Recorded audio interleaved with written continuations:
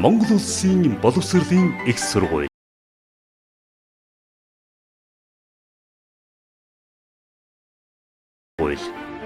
За сайн байцгаана уу? Өнөөдөр би та бүхэндээ Чингис хааны Монголын түүхэнд гүйцэтгэсэн үүрэг сэдвээр хичээл орох болно. За тэгээд энэ сэдвийн хүрээнд хэдүүлээ Чингис хааны яг Монголын төрд ямар үүрэг гүйцэтгэсэн, ямар гавьяа байгуулсан талаар мэднэ. За тэгээд хичээлдээ орцгоё. Тэгээд Монголын түүхэнд болохоор Чингис хааны гүйцэтгэсэн үүрэг бол асар их гэж үздэг. За тэрээр одоогийн Хинтээ аймгийн Онон бүрний Дэлгэн болдог гэдэг газар 1162 оны 5 сарын 31-ний өдөр төрсэн хүн байдаг. За тэгээд Тэмүүж өрсөн тойрнож одоо эцгийнхээ хуучин анд болох Хэрээдийн Тойрол хаан болон Баян нөхөр Жадран овгийн Жамуухан нэртэй хүчээр нэгтгэн одоо хамаг Монголын ханилхийг сэргээсэн гэдэг одоо бас нэг түүхэн судалгаа байдаг. Чингис хаан бол агуугч жанжин мөн гэж үзэгддэг хүн мэдээж. Тэгээд тухайн цаг үеийн одоо үеэс хитийдсэн буюу хэтрүүлсэн одоо нэн чадварлаг одоо цэргүүдийг бэлтгэж айрын зохион байгуулсан байдаг. За 10 одоо өрхөөс татсан 10 цэргээс бүрдсэн аравт. За тэгээд 10 бүрийн цэрэг нийлсэн 100-т 10 зуутын цэргээс тэрлэх мянгат 10 мянгатын цэрэг бүхий түнт буюу 10 мянгат түнтийн зохион байгуулалтыг бий болгосон хүн. За тал хээрийн нүүдэлчдийн эртний уламжлалт байлдааны хамгийн шилдэг чадварыг өвлөн авч за тэгээд тэдгээрийг одоо айрамдаа одоо зааж сургаж хамгийн шилдэг айрмыг бий болгосон гэж үздэг. За тэгээд Чингис хааны цэргийн эрдэм ухаан нь бол ашигтай байдлаас төрүүлж гинтийн цохилт өгж байлдааны санаачлагыг гартаа хатгах одоо зохион байгуулалттай байсан. За тэгээд энэ нь болохоор бас амжилттай байдаг нь одоо тодорхой болсон.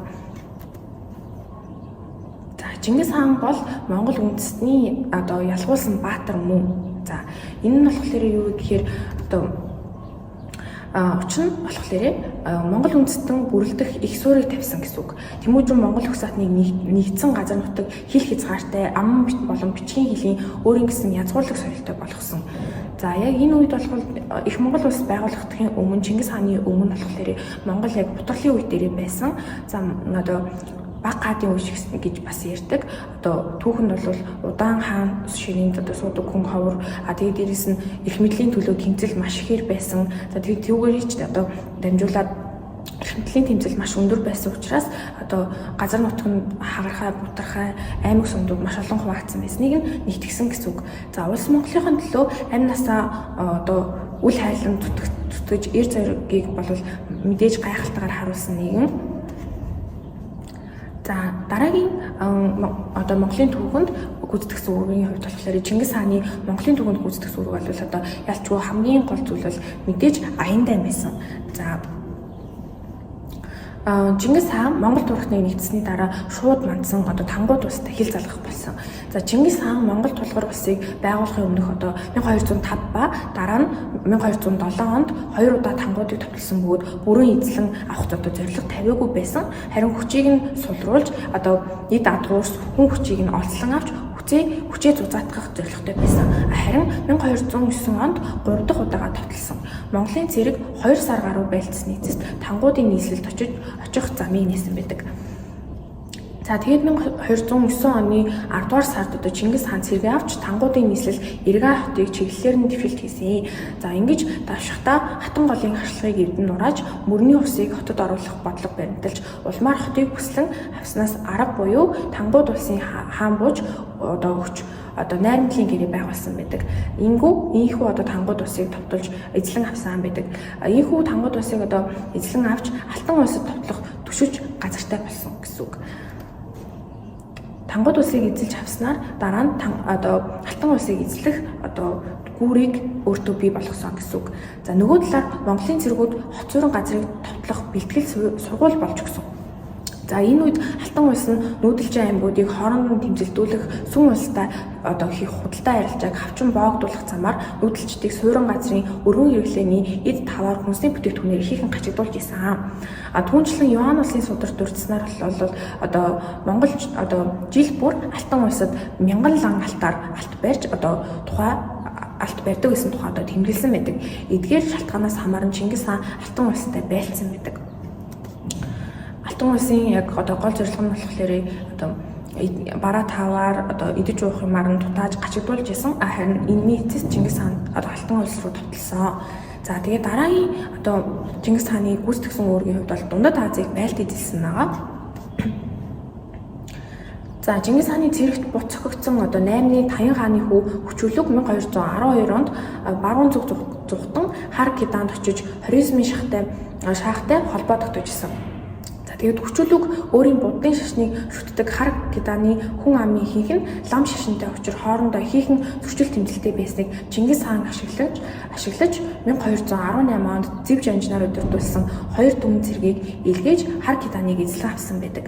Ийхүү Хар Кидан буюу баруун Лео улсын эзэлснээр одоогийн Дорнод Туркестан, Дундад Азийн зарим нутаг бол одоо Монгол улсад хамаарч Монгол улсын мэдэлд орсон гэсэн үг. За тэгээд Чингис хааны явуулсан хүмүүсийг хоризмын татар одоо гэдэг хотод очиход хотын дарга нь Мухаммедд эдгээр хүмүүсийг тагнуул гэж танилцуулсны улмаас асуудлыг наривчлан хинөө үзэхгүйгээр цаазалсан байдаг. Энэ хэрэг явдлаас болж Чингис хаан Дундад Азид шууд нэвтрээ орох нэг шалтгаан нь болж өгсөн. Гэвч Чингис хаан дайран товтлолгүй дахин илж явуулж Мухаммедийг бурууга хүлээхийг шаардаад дагалдаж явсан хоёр Монголыг нь алж Турк Угсааны ахлагчийн сахлыг тайх зэргээр одоо доромжилсан байдаг. За ийхүү одоо Чингис хаан товтлогоос өөр аргагүй болж одоо 1219 онд Чингис хаан өөрийн биеэр цэрэг авч хоризм улстай байлгаар хөдөлсөн. 1219 оны одоо намар Монгол цэрэг хоризмын нутагт цөмрөө орж Отроор хотыг одоо бүсэлсэн байдаг. За Отроор хотынхон 5 сарын турш баатарлагаар хотоо хамгаалсан боловч арга буюу хүчин дутагдсан байдаг. 1220 оны 2 дугаар сарын эцээр Монгол цэрэг Бухар хотод хүрэлцэн очсон. За энэ үед Бухар хотын 2 түмэн цэрэг одоо хамгаалж исэн. Монгол цэрэг дөрвөн талаас бүслэн тавшиж байлдаж 3 өдөр болоход хотын цэрэгийг захирч байсан. Инааж цугтснаар хотын лам нар баячууд бууж үргэлжлэсэн. Тэгээд Бухар хотыг эзэлсний Чингис хаан Самарканд хотыг эзлэхээр тавьсан. За уг хотыг 110 мянган шилдэг цэрэг хамгаалж исэн. За тэгээд Монгол цэрэг 5 өдөр ширүүндээ хийсний эцэст Самаркандыг эзлэн авч одоо эд баялагийг дээрмдэн 3 түмэн урчуудыг боол болгосон. Монголын цэрэг хоризмын нийслэл ургийн хотын эзлэхээр цагаатай зүчийн цэрэг орж ирсэн ба тэр хоёрын дунд одоо хагарал гарч баггүй хохирол үзэж 6 сарын турш хотыг эзэлж авч чадахгүй байхад нь өгөөдөө их цэрэгийг одоо ирүүлсэн байдаг. За Монгол цэргүүд одоо шатах бодисоор хотыг харвах, хан нэвдэж нураах, чөдөр ойс их буугаар хотын хэрмийг үргэлжлэн буудаж байваа. За хотын иргэд өгөөдөө их цэргийг ирснээс хойш 8 хоногийн турш маш эрэлхийгээр байлдаж исэн. Ургийн хотыг дайрахад 50 мянган цэрэг орсон бөгөөд 200 мянган гар урчуудыг баривчлан Монгол газар илгээж хотын хүн хөнөөж хотыг асар ихээр одоо сүйтгэсэн байдаг. За дараагийн Чингис хааны гүйцэтгэсэн үүргийн хувьд болохоор Чингисийн хамгийн сүүлчийн аяндаа буюу 1225-аас 1227 оныг хамрана. За Чингис хаан 7 жил Дундад Азид хийсэн аян дайныхаа дараа тангуудыг дайлаар морцсон. За Чингис хаан тангууд улс руу товтлсон гол шалтгаан нь болохоор хоризмыг байлдан агуулах үеэр тангуудыг баруун гар болон байлтгахыг тушаахад тангуудын эзэн эс зөвшөөрсөн байдаг. За тэгээд түүний дүү Ашаа хабаа одоо хүч хүрэхгүй болбоос хаанд юунд болвоо одоо хэмээн цэрэг гарган туслахаас татгалцсан. Одоо иймд Чингис хаан хоризмтай хийх тайнда гол анхаарлаа төвлөрүүлж байсан боловч одоо бараа болох ёстой өглөө бүр тангууд ус сүнөөгөө шүү гэж сануулж байх тун гэж зарлиг болгосон байдаг. За дараагийн шалтгаан болохоор Алтан улстай хийсэн аян дайныг дуусгах зорилго давхар агуулгадж байсан доршин. Алтан улсын хойд мужуудыг эзлэн авсан боловч Алтан улс Монголын эсрэг тэмцлийг хүчтэй үргэлжлүүлэхийн хамт тангууд улстай холбоо тогтоож хамтран тэмцэхээр бэлтгэжсэн. Хоризмтай хийх одоо байлдааны явцад хойд хятадаас үлэм хэмжээний цэргийг Дундад Азид төвлөрүүлсэн. Зевс Үбэдэ зэрэг одоо нэрт жанжнууд тэнд байлдаж исэн. Мухула жанжин нас барсан Алтан улсын зүгээс хийх тэмцэл эсэргүүцэл хийхэн хүчтэй болж байсан. За тэгээд 3 дахь шалтгааны хувьд болохоор тангууд нарт Монгол сүм улсын хооронд одоо холбоо тогтоох явдалд элдв саад хийж одоо эвдрэлзүүлэх янз бүрийн арга хэрэгслүүдийг хэрэгжилж исэн. Чингис хааны гадаадад хийсэн аян дайн эрэг сүрэг хоёр талтай гэж үздэг.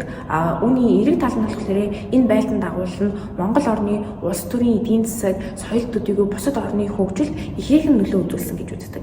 18 дугаар зууны үеэс болвол Монгол оронд газар тариалан хот байгуулалт гар үйлдвэрлэл маш ихээр одоо хөгжсөн. За Монгол орныг эртний соёлд хятад хоризм, энтэг Перс зэрэг оронтой холбож эдгээр орны соёлын нөлөө нэвтрэхэд ихээхэн үүрэг гүйцэтгсэн. За Монголын төр ёсны уламжлалыг бий болгож цэргийн зэвсэг байлдах ур чадварыг дээшлүүлэх, цэргийн хатуу сахилга батыг бий болгоход ихээхэн үүрэг гүйцэтгсэн хүн. За энэ хичээлийн хүрээнд хэдүүлээ бүгдээрээ Чингис хааны Монголын төрд гүйцэтгсэн гол үүргүүдийг дурдлаа. Мэдээж энэ асар их 100 жилийн түүхийг бол 5-8 минутанд хүргэн гэдэг бол боломжгүй зүйл. Гэхдээ та бүхэн энэ хичээлээс багч болох мэдлэгийг олсон байхаа гэж найдаж байна.